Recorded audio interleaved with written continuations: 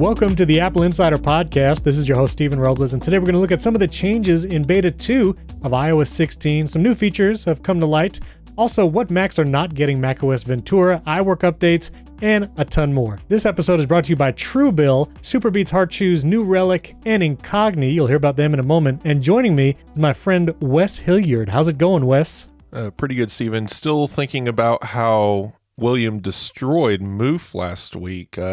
Claire's the dog cow. Like, what in the world? Like, he just hates her. I guess. Wow. I have a t-shirt and everything. I was wearing it when I was listening to the podcast. I was just ashamed. It's like, wow. Now, wait a minute. I know you're a little younger than I am. So were you aware of Claire's the dog cow before this whole, Ventura thing? Oh, sure. Yeah. I mean, Claire's has popped up multiple times throughout Apple's history, and something I discovered early. I don't know, reading about it on some forum or something. I wasn't there, so sure. I didn't, set up a print screen with Claris, but I have definitely seen the image, and I remember some podcast somewhere discussing the history of it, and I always thought it was pretty interesting. That is interesting. And a faithful listener, Lewis, emailed me. He remembers Claris the dog cow. I'm sure some of you Mac veterans out there. All right, we got a bunch of grab bag stuff, things that have come out of the new beta. Beta 2, developer beta 2 is now out and available. If you're running those betas, Beta Life, I know Wes has got the beta. I'm still running it on my iPad. I have not slinked back into the public release. I'm still holding out, seeing if it'll work. So we're going to jump into that. 3 5-star review shout-outs real quick. PKev from the USA, Timey Pilot 84 from the USA. That's an interesting name. And then, I don't know if I'm going to say this right, Danilo Ribeiro 00. He's actually from Brazil, international listener. So thank you for those 5-star reviews. And now, iOS 16, Beta 2, a couple new features that have come out, at least that we weren't aware of before. You'll actually now be able to back up to iCloud over cellular connections. Previously, you had to be connected to power and connected to Wi-Fi for your devices to back up to iCloud. And now you'll be able to do it over cellular. I imagine that will be a manual process. I can't imagine that's going to automatically happen. Have you seen this option pop up on your devices since upgrading? Yes, there's a toggle in your iCloud backup settings that says allow backup over cellular. I think it just means that if you're either just never have a Wi-Fi connection, there are people out there who live entirely off of cellular and rarely get Wi-Fi, right? Other countries and stuff, maybe not the United States. This would be a handy option for that. Or if you're just, leaving the home and there happens to be a backup running in the background, you're not aware of it, well, it can continue without any issues. There's all those unlimited, quote unquote, cellular plans and stuff. So it shouldn't impact most people. So turning that on is not a bad deal. One of those background tasks you really shouldn't be aware of anyway. And now you'll do it while you're out and about, I guess. That's fine. Yeah. Since running the beta on my iPad Pro, I've been using my iPad mini a little less just because, I want to get to know the beta and all that. And my iPad mini gave me that warning of your iPad has not been backed up in over 2 weeks. And I said, oh man, mini, I'm sorry. I think I plugged it in. I think I backed it up. Also, some updates to messages. So you actually be able, if you have a dual SIM iPhone, you can actually do an eSIM and a normal SIM on your iPhone. You can now split your messages and see which ones are to which SIM. You can filter messages based on whichever phone number they're being sent to in the Messages app. And a new mail feature, it's going to show the logo for digitally certified mail. And apparently there's a system called Brand Indicators for Message Identification, or BIMI. And so if you get an email from like Amazon, even if you don't have them in your contacts and obviously you don't have a profile set for them, profile photo, you'll actually get a little Amazon logo automatically in the Mail app. And this might seem like a little thing, but I do think this is a huge benefit because the amount of spam email that I get, but also that my friends and family get, and they will forward me emails and they're like, is this spam? What do I do with this? And I think this is a great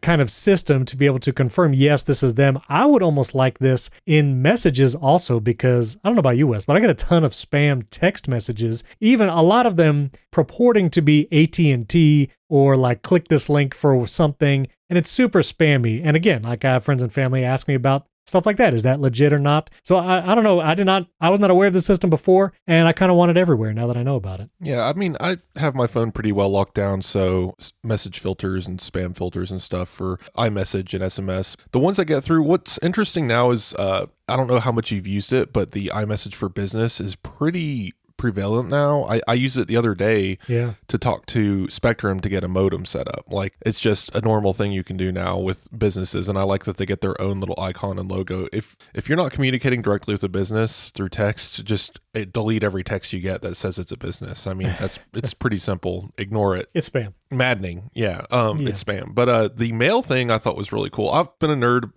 with the Contacts app and with keeping up with known addresses, known information. So I was always thinking like, should I, save this Verizon correspondent email or this Best Buy email or whatever for my billing account or what have you. So when it comes through, it will never go through the spam filter by accident, or because Apple can be aggressive with that. And right. I think this system will actually just do all that for me. I won't have to manage my own, brand contact library or whatever. Right. I've always been of the mind that there should be a digital phone book that everyone just has in their phone that says this is all of the known like actual real email or phone numbers, and that should pop through. And I think this is kind of a version of that. I would kind of love that, because I usually keep the toggle on my iPhone. If you go to settings, you go to phone, silence unknown callers. That means any phone number not already in your contacts will go directly to voicemail. It won't actually ring your phone. I typically leave that on, except when I'm expecting a call from like a health insurance company or a financial institution, or, I did one of those things where you call and they're like, the wait time is 18 hours, so we'll call you back. And so you got to like leave that toggle off to make sure whatever number it's coming through. I would love some kind of mass directory to say, if I'm expecting United Healthcare to call me, I can just, they're going to come through. But any other unknown callers, I can leave that toggle on. So there's a free idea for someone out there. Go and gather all the business information of the world and put it into a single directory and put it in an app or put it in a Siri shortcut. I don't know, but there you go. That would be cool. Now, I would also say I say this tip periodically because, every day someone's born that's never watched the Flintstones. I think that's a saying. Merlin Mann says it anyway. Merlin Mann says it. In your email, whatever you use, Gmail, Outlook, whatever, if you want to cut down on your spam email, create a filter that says whenever the words unsubscribe or manage email preferences or update email preferences, whenever those words appear in the body of an email, immediately file that email to a folder and skip the inbox. And I guarantee it will cut down on like 80% of your junk mail. I've done it across my accounts, and it is a lifesaver. I still check that folder periodically just in case someone sent me an important email with the word unsubscribe in it for whatever reason, but it's pretty rare.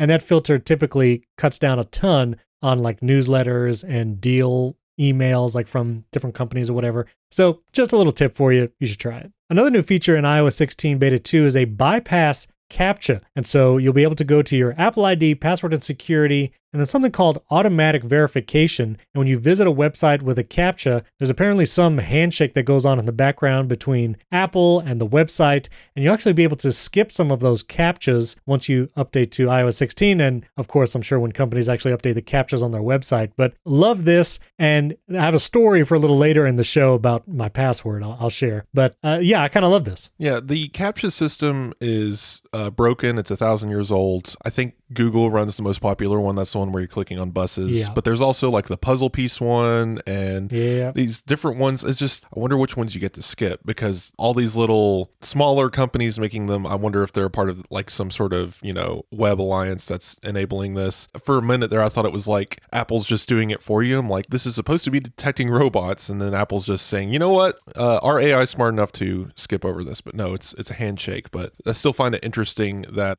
we'll finally be able to kill this terrible system. Well, and I'm hoping Passkey also has a hand in websites being able to disable this, maybe for Passkey logins or whatever. I actually had to log into Dropbox today, which I shudder.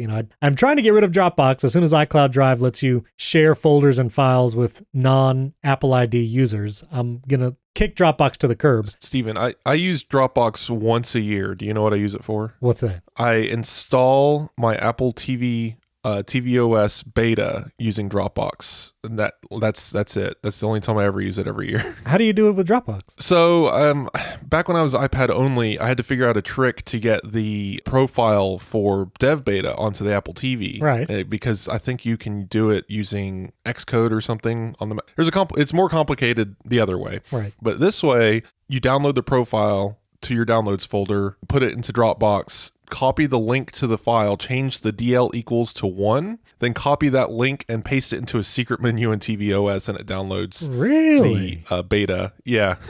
That is fascinating. I did not know that was a thing. You'll just search install tvOS beta. There's a developer menu hidden behind, I think if you go into the privacy settings, there's a button you hit the play pause button on, and it opens a secret menu for you to paste a URL in. I like it. Yeah, fun workarounds. Gotta love it. Yeah, a couple more updates. So AirPods, before, if you ever wanted to jump into the AirPods settings, you actually had to connect them to your device, go to Bluetooth, hit the little eye icon next to the AirPods, and then you can adjust whatever settings, whether it's spatial audio or stuff like that.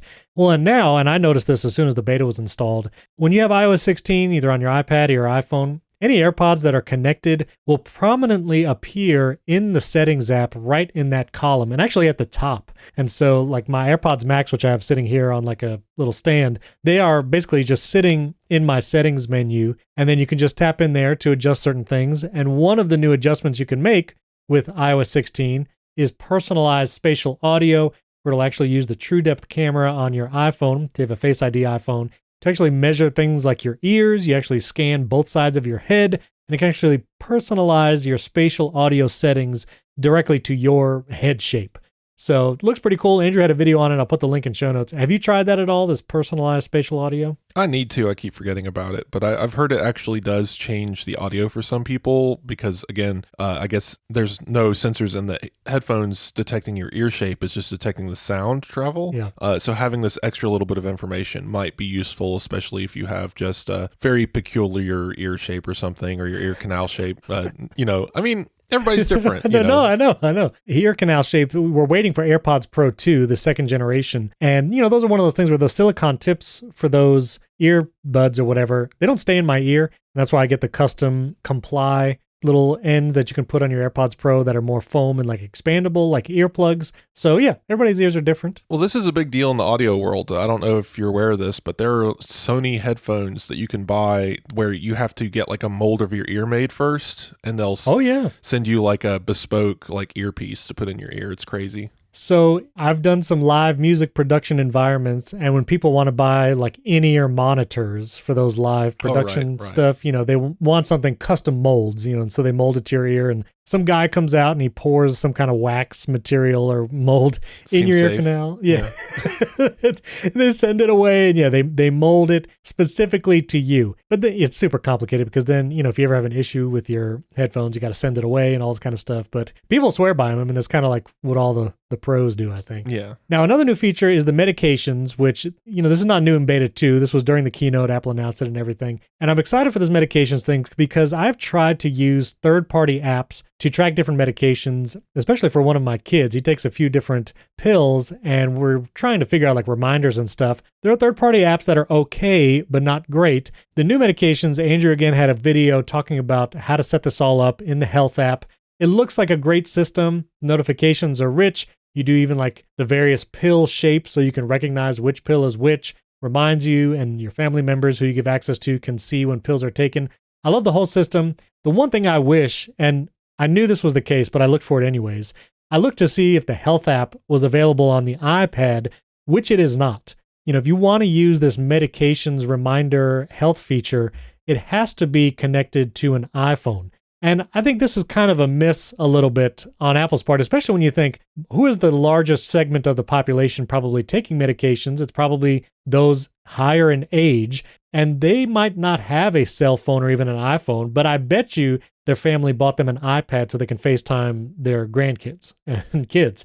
And so I kind of wish that some of these health features, I understand without an Apple Watch and without an iPhone, a lot of the health features are not available because it's not tracking those things. But now that they're kind of moving into physical metrics as far as heart rate and blood oxygen, something like medications, I wish you would be able to enable on something like an iPad. If anything, the iPad should have a health app just to show data, just a database. Like you can enter or statements and stuff. It doesn't have to, you can still attach like heart rate monitors and stuff to its Bluetooth to like your iPad and stuff. So like I just don't see why Apple hasn't given us at least some little directory app for the health app. I mean, if you really want to, there's third-party apps that do these kinds of things that like take in the health app data from your phone, sync it to the cloud, and then you can download it to an iPad app. But again, like it's just 3 steps away from the actual data and less efficient overall. It's just another one of those apps Apple needs to bring to the iPad other than weather and calculator. Yeah, so funny calculator's not on there. Anyway, pCalc, it's a great app. All right, well, before we go into macOS Ventura, I'll tell the story here because this made me more excited for Passkey than ever before. I was working on my Mac, doing my thing, not a beta, I was just doing, work. And I was texting my car mechanic. At the same time, I was also like trying to do a bunch of things and logging in. And I went to put in the password for 1Password because it was requiring I type it in. It wasn't picking up the Touch ID right then. So I went to type in my 1Password password, and I accidentally somehow typed it to my car mechanic in our text message thread on my Mac. And I sent it because I was just trying to move fast and go quickly. And I was like, that's a major security breach. And I need to never do that again. And I was just thinking, yes, typing 1Password and being able to biometrically authenticate sometimes is good. But man, I'm excited for Passkey and however it's going to work, where it's your biometrics that unlock things and log in. And, 1Password is really good. But again, sometimes you have to type in your password manually. Maybe you've been away from your computer for a time. And now, realizing that I've done that by accident, it was the first time I have ever done something like that. And I'm typically extremely careful. And I was like, hey, man, can you delete that text? I'm so sorry. I'm going to change this password everywhere. And I didn't tell him it was a password, but I was like, I'm going to change this everywhere, but can you delete that? So I don't know. Have you ever done that? Well, you've probably never done that. I don't think so. It's definitely easy enough to do, but yeah, clipboard management and stuff. I have definitely sent messages to wrong chats and whatnot, like typing to someone and then, I'm in a different iMessage completely, responding to the wrong text. Like get a notification on your watch and you're on your Mac and you're typing in a field and you're responding to the wrong message entirely. Yes. It happens to the best of us, but yeah, passwords, need to die just very quickly. I got a thumb. I got a face. Let's go. Yeah, I mean, the soonest we can go ahead and as soon as passcode just starts popping up, passkey starts popping up across Safari websites and apps, I'm just going to do it. Like I'm going to erase everything and reset and embrace the chaotic future and hope nothing catches on fire anyway. But it's funny because biometrics are so weird too, because Face ID thankfully can't be spoofed very easily, even with masks and whatnot. You remember those crazy looking horror masks people were making of people's faces to try and spoof Face ID? Yes. Like it's really hard to do. If you have children who are evil, or if you have an evil twin, of course, those are issues. Apple has said about if just go visit like a fairy tale leprechaun and they'll take care of your evil twin. But I just love those as like people. If you ever go on Reddit and have a conversation about biometrics, they will always bring up the evil twin thing, and I'm like, do you have an evil twin? Is this a problem you face in your day-to-day life? Anyway, I just think biometrics are interesting because it's a part of your body still. Like the fingerprint thing I'm definitely concerned about because people are talking about like celebrities getting photographed waving and then there's their fingerprints and wow. Yeah, and they can literally lift their fingerprints from photos because they're using these super high-res DSLRs. And I'm like, again, I don't think that's going to happen to you or me. So, okay. Yeah, and I mean, it's also Passkey is locked, or at least a device and a biometric. It's two-factor authentication by default. Yeah, you have to have access to a device, access to a biometric at the same time. And it would be a pretty difficult situation to overcome. And then again, it also falls back on device passcode. It seems like a very secure system, much more secure than what we have now, which is here's your email address, which is used for everything. And here's your password, which you probably are terrible and have only one of and use on everything. So this will at least fix that. Yeah, speaking of emails and usernames, real quick, John Siracusa complains about this all the time. I think he did so again recently. But in 2022, if a website makes you create a separate username distinct from your email address, that website is garbage. Absolutely. You should not have to do that. And it is ridiculous. I had to do it the other day and I was like, it's 2022. It was like an HR type website too. Like this was not some janky deal. So anyway, I just don't want no more usernames, no more passwords. Just get rid of all of it. Yeah. It's nonsense. Yeah. I saw just one last thing on passwords. I saw a guy. I'll paste the link in the chat if you want to use this anywhere. A guy named, his actual name is Wilson. Okay. And he tried to create an account. I don't know, some website, and he put his first name and last name in the field, and it says your first name cannot be the same as your last name in this text field. Wow. I thought that was hilarious. That is funny. Yeah, it's tough. Anyway, passwords. I'm excited for Passkey. This episode is brought to you by New Relic. If you're a software engineer, you've been there. It's 9 p.m., you're finally unwinding from work, but then your phone buzzes, it's an alert something's broken, and your mind's already racing. Is it the back end? Is it the front end? Is it global? Is it the server? Is it the network? The whole team's scrambling from tool to tool, messaging person after person to find and fix the issue. But that won't happen if you get New Relic. New Relic combines 16 different monitoring products that you'd normally buy separately, so engineering teams can see across their entire software stack in one place. More importantly, you can pinpoint issues down to the line of code so you know exactly why the problem happened and how to resolve it. That's why developers and ops teams at DoorDash, GitHub, Epic Games, and more than 14,000 other companies use New Relic to debug and improve their software. Whether you run a cloud-native startup or a Fortune 500 company, it takes just 5 minutes to set up New Relic in your environment. The next 9 p.m. call is waiting to happen.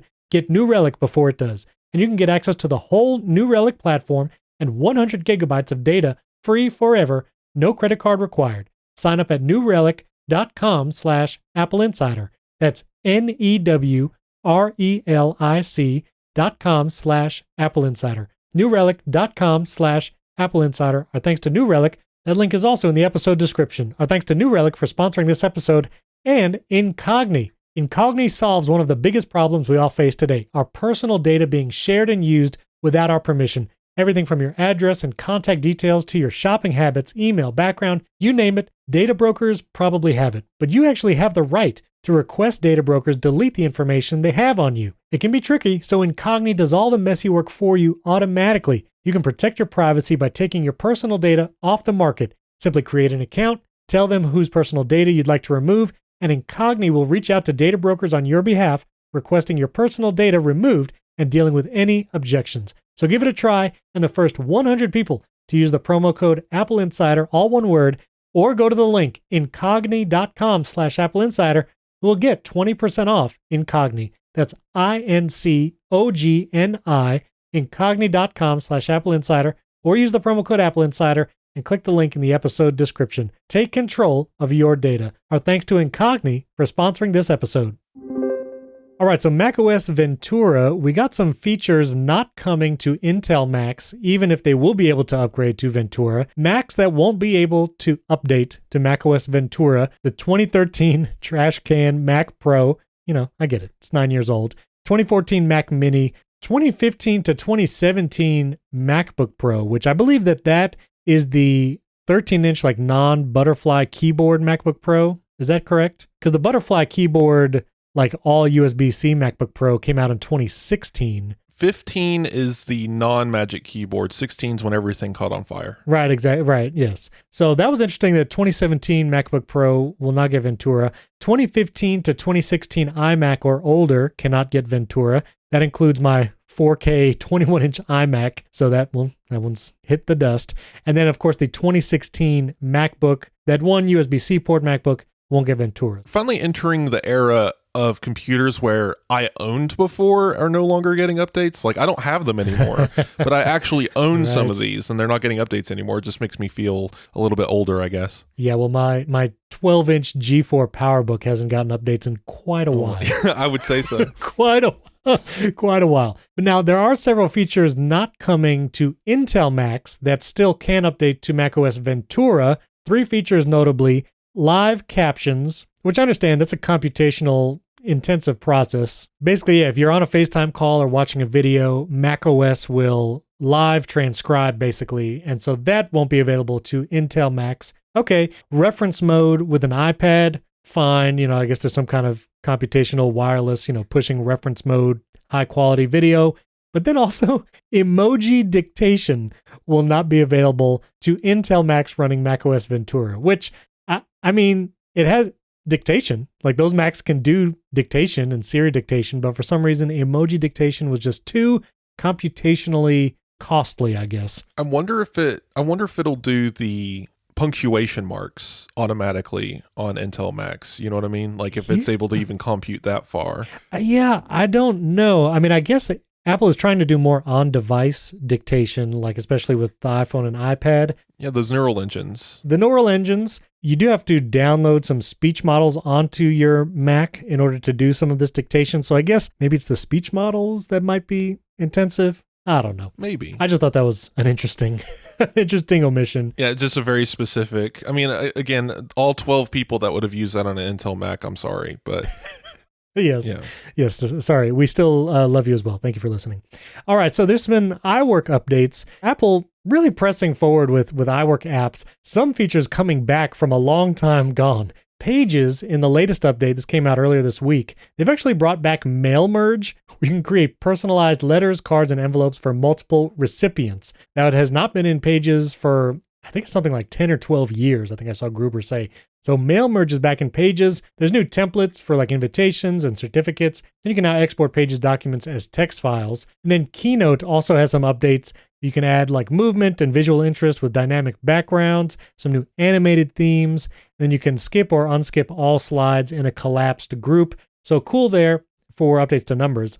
I will say I love Apple's iWork suite. When I'm making a document, especially a presentation, I'll use Keynote, I'll use Pages, I use Numbers personally, like just for my personal budget and stuff and different spreadsheets. I just wish the collaboration features were on par with Google Docs, because when a lot of people are collaborating and I get requests from others, Google Docs is still the de facto. And honestly, it's still, I think, the best, like the fastest responsiveness, managing any conflicts and multiple people editing the same document. I think Google Docs still has that edge, but man, I just love the iWork suite. Do you use it? Well, I use, the complicated. I use iWork for everything I do, for AppleInsider personally, like keeping notes and Pages or creating like documentation for other people to read on how to do a job that we have. But then we also have, confusingly, Google Docs. We have like a spreadsheet with a bunch of information on it that I keep stuff in. So it's funny how even we like AppleInsider use different systems depending on what's needed, because like Google Spreadsheets is going to be way better than like having a shared numbers document. We've tried that before and it is very awkward, and it's definitely improving. It's not up to par with Google stuff. But I mean, I don't use the collaborative stuff that often where there's multiple people in a document and their cursors are flying around. Like, I just don't have a friend inviting me to join a numbers doc for fun. It's not something that's going on. Sure. It's good to see Apple continuing to pour resources and effort into their iWork suite for sure. Well, those being free, it's definitely an awesome tool. Yeah, well, let's touch on iPadOS 16. Not any big differences in Beta 2. Stage Manager settings have been added in the Settings app when you go to Home Screen and Dock, so it's no longer just in the Control Center. There's actually a bespoke settings pane just for it. But you had an article talking about iPadOS 16, and it's making changes, but you think it's not enough. And so you've been using it since the Beta 1 came out. What are your thoughts on it? Well, I just wanted to do kind of an overarching story of, all of us iPad users have been asking for features for years and kind of just ticking off that list. What did they address and what didn't they address this year at WWDC? So that's what this story is about. Basically, the Apple covered a lot of ground. Like, I even asked you about this, like before WWDC, I asked iPad users, including myself, like, what would we like to see? And it was Windows style multitasking, external monitor support, background task abilities, audio intent control for like recording a podcast, clipboard history, app side loading like with Gatekeeper on Macs, system level tools like Bartender or CleanShot X,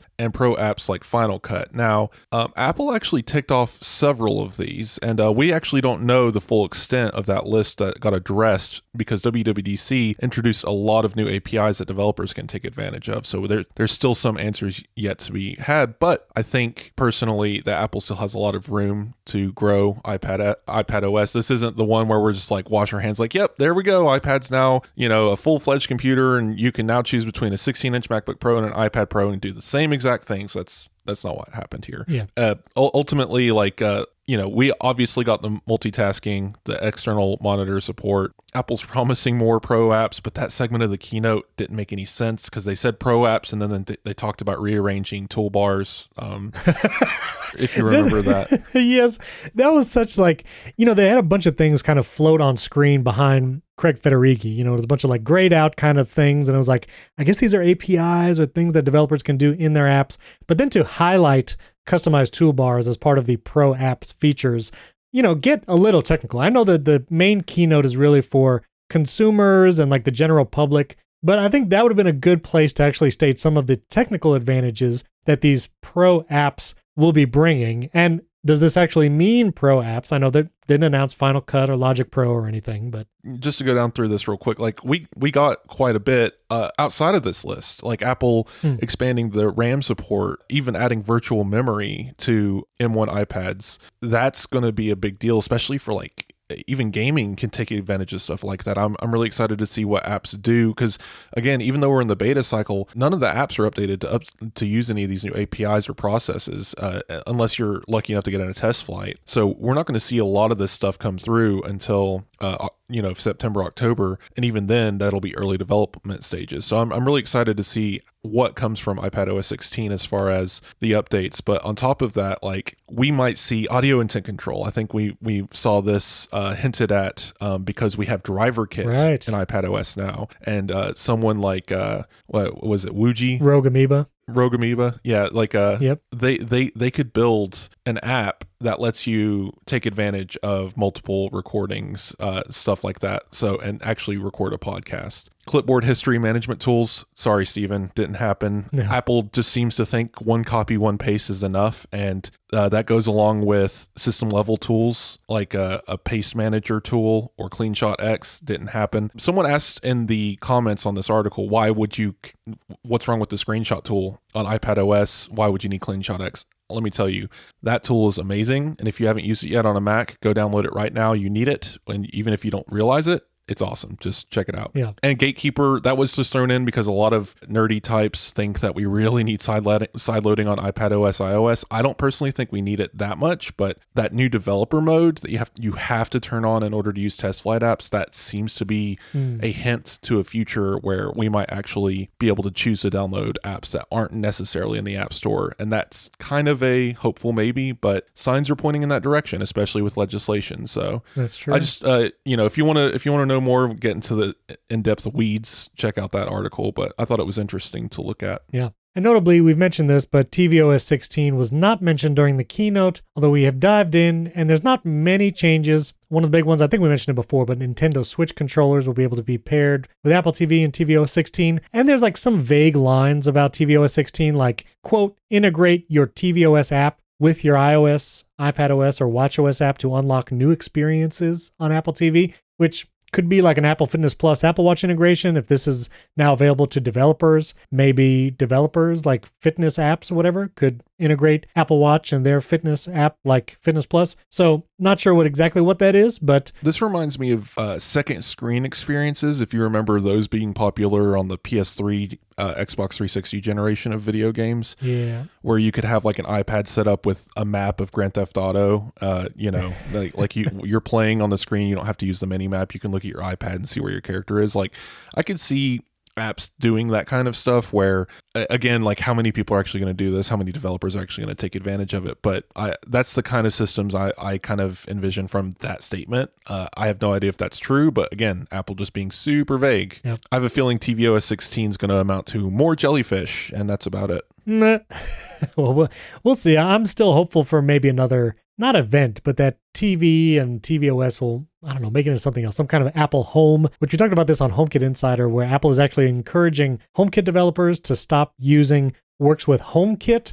And Apple themselves have said, start labeling things Apple Home. And so the little tag you would see on like a HomeKit device, previously it would say works with HomeKit. Apple wants it to now say works with Apple Home, which Apple Home, maybe that could be something. There's been some discoveries like in the beta code about updated HomePods, but we're just not sure exactly what that is yet. So I'm hopeful maybe there'll be kind of a home segment at some fall event that includes HomePod, Apple TV, tvOS, but we'll see. As a pure speculation standpoint, we haven't had a Apple Media event in a long time.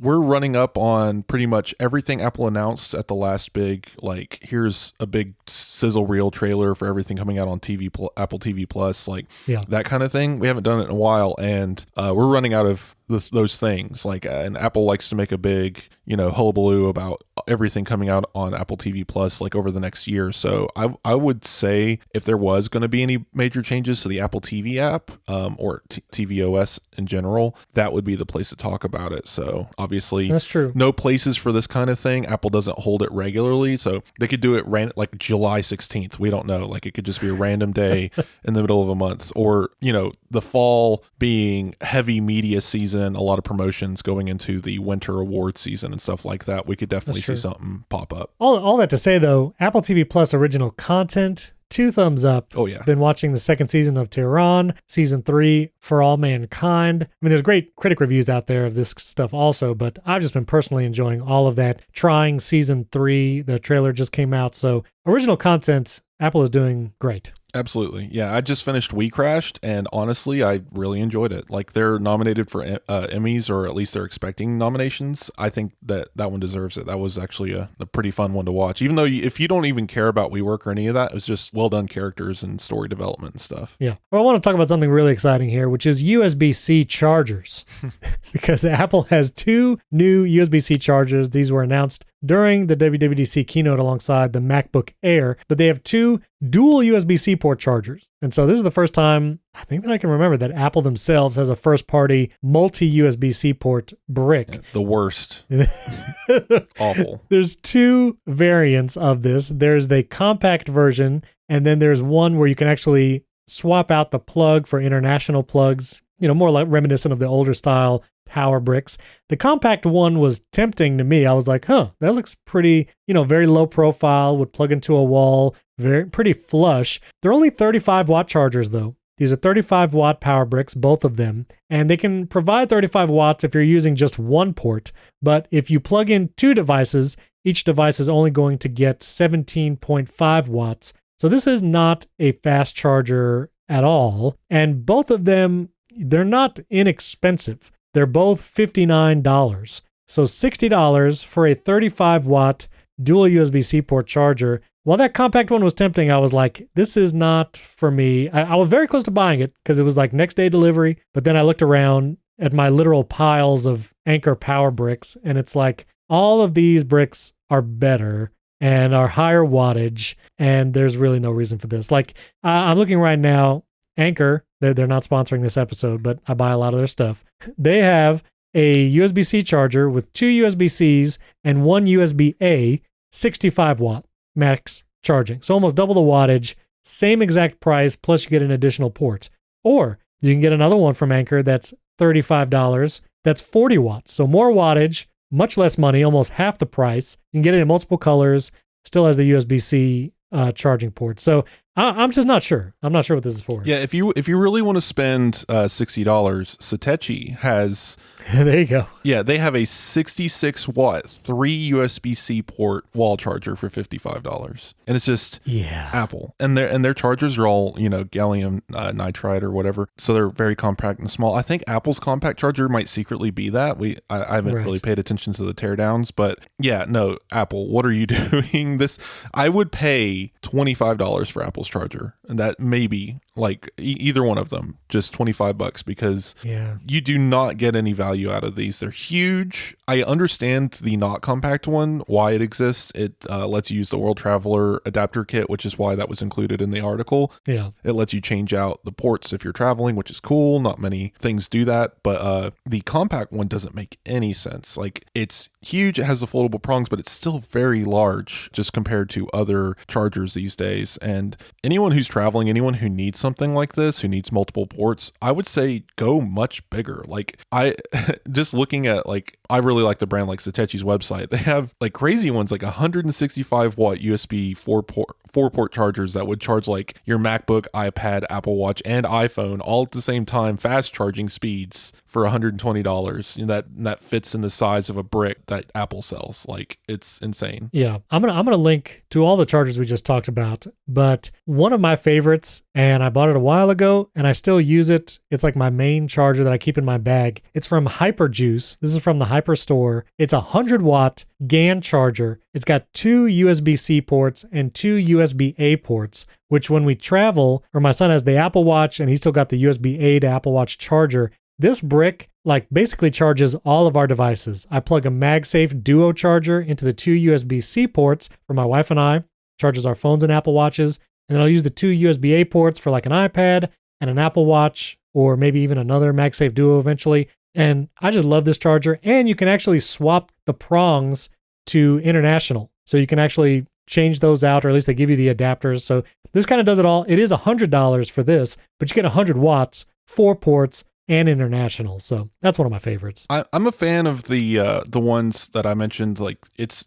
a big brick, kind of like one of the AC power bricks like you'd get with a old computer or something. But it has a power cable and a standard AC outlet that's like 4 foot long that runs to the wall, and then the actual ports sit in the brick like up on your table, and then you plug into those with USB cables. I find those to be like amazing, especially for hotel use, because you're not going underneath the table or behind the bed to try and plug in a USB cable, or it makes a lot more sense to me, that design anyway. And if you're one of those Apple users, because I used to be like this, where I didn't like to use third-party bricks and chargers because I thought for some reason like they're going to mess it up, or they're not going to be able to gauge the charging well, and it might do something funny. Like, so I was very against using third-party stuff like years ago. I would only use Apple's bricks and chargers. Let me tell you, in 2022, you don't need to do that anymore, listener. Listener, you can buy great chargers from Satechi or Anker or Hyper, and they work great, and they don't mess up your devices. So that's just a word.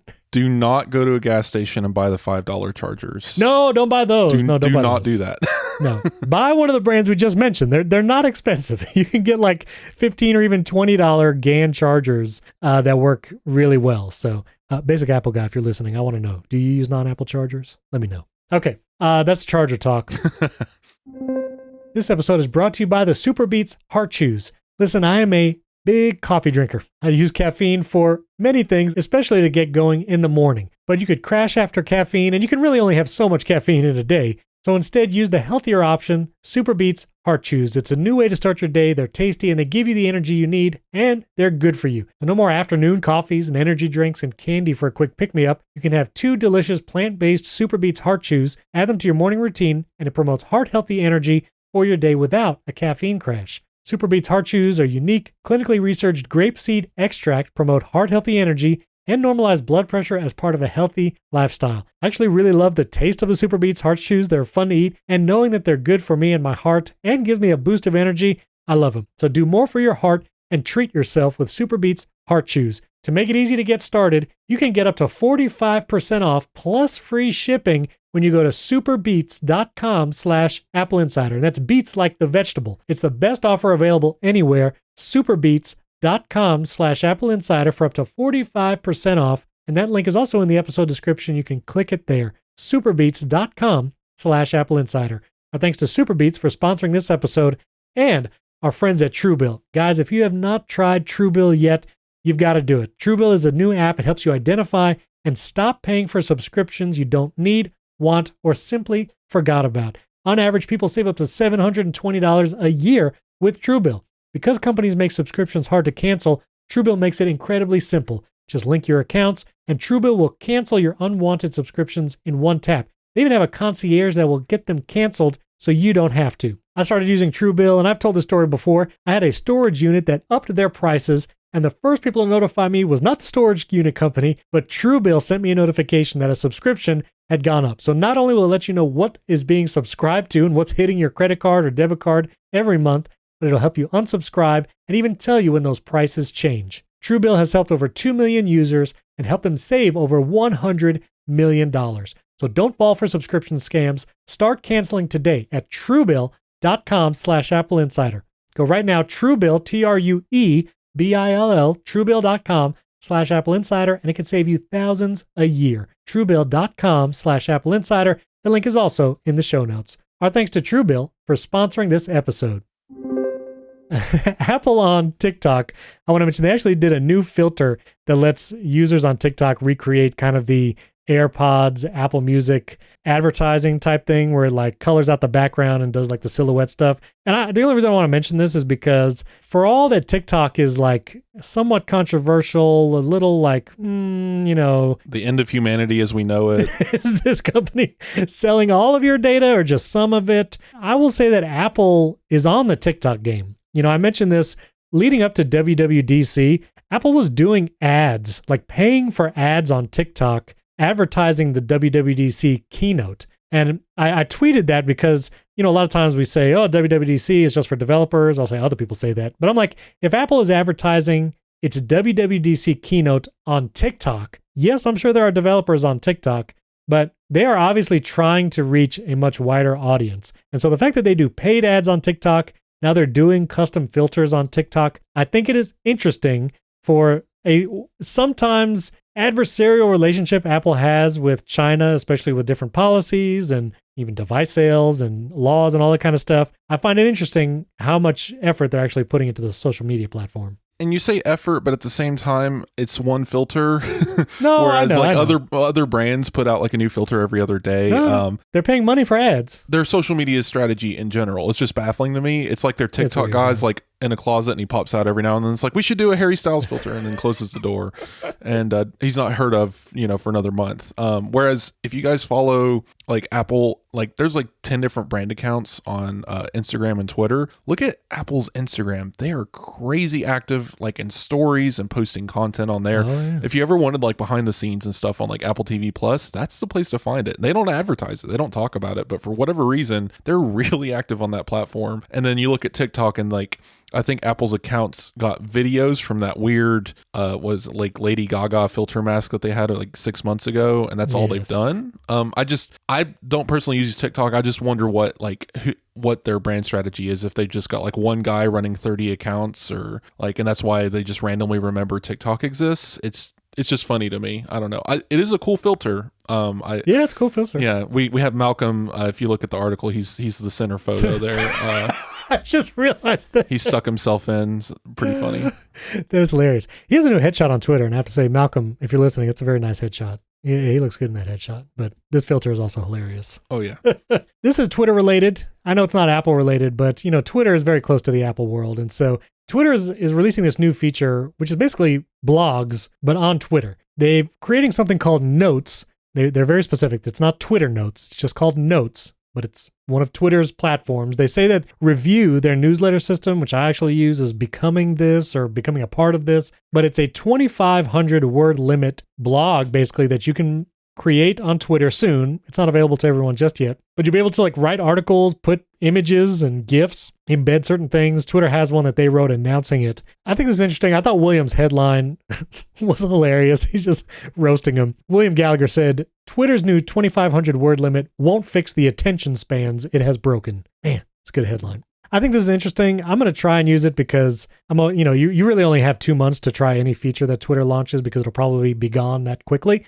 See Twitter Fleeks. I will definitely be using it because I've considered starting a blog like everyone does, I think at least 30 times. And I'm like, I don't want a Medium. I don't want whatever the heck the WordPress is in 2020. Yeah. But I'm already on Twitter, so why not write the occasional long form nonsense and throw some pictures in there? That could be fun. If it survives, I could see it being interesting. But again, it's just like any other platform. Save everything you write off of Twitter, because it could disappear overnight and all of your stuff is just gone. So yes. I find Twitter's experiments insane lately. I mean, I think I saw this today very quickly, but it looks like they're testing out short form video where you swipe up to get to the next one, just like TikTok. Oh no. On Twitter. I don't know what they're doing over there, but I guess they're taking the Facebook approach, throw everything at the wall, see what sticks, and keep it around. I don't know. Yeah, I will say I do a newsletter through Review, and Review has this option to automatically post to Medium, which I imagine will go away. It will probably become automatically post to Twitter Notes. But I only mention it because I wrote a newsletter back when the Mac Studio was announced. And in the newsletter, I mentioned the Mac Studio alongside a piece of software that you usually found in churches called ProPresenter. It's like a stage display and, audience display type, a piece of software. And for whatever reason, I posted it on my Medium. And if you search Mac Studio ProPresenter in Google, it's like the 5th result, that little like Medium post that came from a newsletter. I'm not sure how that happened and why it's up there, but it is. One of the benefits of using some of these platforms like Medium, like maybe these Twitter Notes, is that they could possibly be weighted heavily in search results because of the platform. So yeah, they're put in the middle of the feed with everything else, and if people are liking it and sharing it, it's going to be much more popular. Whereas you share a Medium link on Twitter, how many people are going to click on that and share it? I had one more thing, and it is left almost as fleeting as a Twitter feature. Flown the coop. Oh my goodness. I have to keep all that in. It's good puns. All right, a couple things just here at the end. There's a new icon book that's available. William had the article covering it. I'll put the link in show notes. But Danish designer Michael Flarup, Jim Nielsen, and a number of other writers have put together this book covering icons of iOS apps.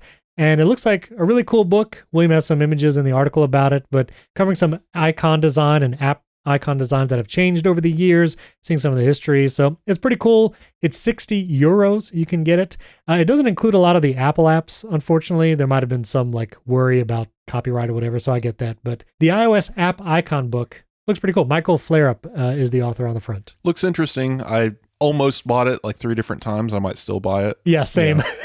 I almost bought it.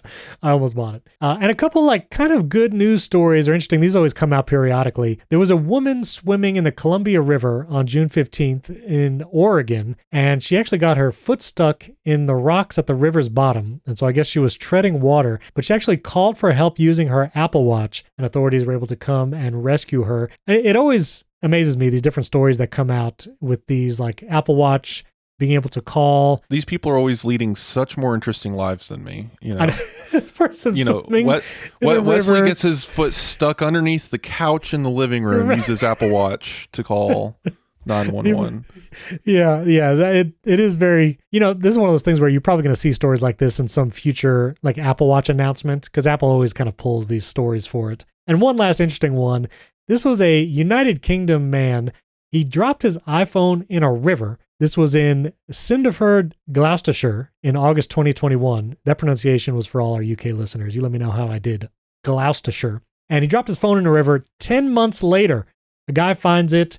He does some air compressor on it, and the iPhone still works after spending 10 months at the bottom of a river. Now, the IP whatever rating is not rated for 10 months at the bottom of a river, but this iPhone still worked, still turned on, and the guy who found it was able to find the owner because he posted a picture of the lock screen, and social media took over after that. So those things are durable. They last for a while. Yeah, I always like hearing these like sinking to the bottom of a lake, and they're just like happen upon this phone. It's really cool. I mean, again, way beyond the normal use case, but interesting nevertheless. Yeah. On final shout out, we had a listener, William, email me little Easter egg in episode 2 of For All Mankind season 3. There's an Apple Message Pad 120 making video calls in the show. So good catch. Thanks for that, William. If you see any Easter eggs in Apple TV Plus original content, shoot me an email, shoot us a tweet. Love to hear from you. I'd love to hear about those Easter eggs. But they have Macs in For All Mankind. They started popping up in season 2 because that takes place over 1980s. I'm assuming, because what they've written so far, the listener goes on to ask the question, do you think Steve Jobs actually got fired or got kicked out of Apple in that timeline? And from what I can tell, everything Apple does is at least the same, if not nearly the same, because the advances in technology are all space related or, right. Velcro or electric cars. The home personal computer is different because of like the FaceTime cameras and stuff, that like technologies that can go into these devices has changed. But I think the evolution of the personal computer stays nearly the same. Like they do a video call on this message pad, which was not possible in 1995 when the message pad 120 originally came out. So it came out 3 years earlier in this timeline. So like that kind of stuff is accelerated, but the fact that the message pad exists at all in this timeline probably shows that Steve Jobs is not there. So just fun. If you haven't seen For All Mankind, it's a revisionist history of how, what would have happened if we would have continued the space race and put all of our efforts into it, making it to Mars in like the 1990s kind of thing. And William was asking, would Steve Jobs have been ousted? I think to Wes's point, consumer technology is not advancing as quickly in that show's description of revisionist history. But I will say, I was listening to the Smartlist podcast. I don't typically listen to like celebrity related podcasts, but I've kind of gotten hooked on it. The Smartlist podcast is like with Will Arnett, Jason Bateman. It's pretty funny, but they had Neil deGrasse Tyson on, who's an astrophysicist, and he talks about space all the time. I really like Neil deGrasse Tyson, but they asked him, will we ever make it to Mars? And Neil's answer, which this was like months ago before For All Mankind season 3 came out. Neil's answer was, if there is ever a geopolitical motivation for us to get to Mars, then we will, and we will do it quickly. And I think that was a very telling description because, as we can see in season 3 for All Mankind, because there are geopolitical elements or motivations for the US to push into space, they are putting tons of funding and manpower and research into it, and it's moving quickly. And it seems like even Neil deGrasse Tyson believes, yeah, we could get there probably in the next few years, but there has to be some kind of geopolitical motivation for a country to pour that much resource into an endeavor like that for whatever reason. So I thought that was an interesting perspective. Yeah, one guy's wallet and fanciful dreams, as great as it is, that's still decades out from actually achieving reality. Sure, we could probably get a guy to Mars in the next 10 years or so, using private space flight and whatnot. It's just war, political issues, stuff like that will always accelerate technology 10 times faster because the US government has untold amounts of money that they can just throw at a problem to see it done. So like for All Mankind, the reason why a lot of this stuff is even able to happen is because not only is the US government pouring money into NASA where it never did in our timeline, because once we got to the moon, we kind of shrugged and just pulled all the funding out from NASA by the 90s. They're also selling patents for like charging vehicles and microwave technology, which NASA never did, which is another little fun tidbit from that show. If y'all aren't watching it, really, it's probably one of the best shows on Apple TV Plus next to Ted Lasso or The Morning Show. If you've not watched any Apple TV Plus original show, try For All Mankind. Start from the beginning. It's a really good show. That's all. All right. Well, thanks all for listening. Tweet your questions, your thoughts at us. Wes and I's Twitter handles are in the show notes. Don't forget to give us a 5-star rating and review in Apple Podcasts. Give you a shout out at the top of the show. And of course, you can support the show, patreon.com/AppleInsider, or directly in Apple Podcasts to get an ad-free version of the show. Thanks for tuning in. We'll catch you next time.